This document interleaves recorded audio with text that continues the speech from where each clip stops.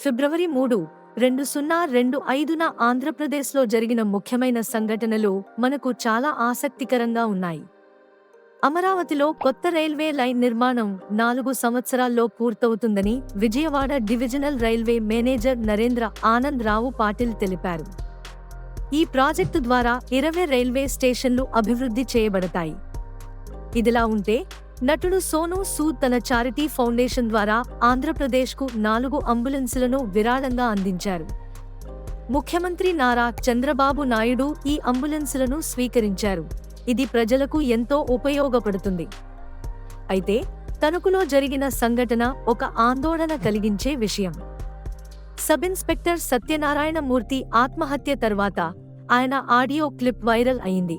అందులో ఆయన అధికారుల వేధింపుల గురించి మాట్లాడారు.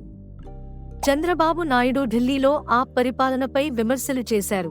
కాలుష్యం, అవినీతి వంటి సమస్యలను ప్రస్తావించారు.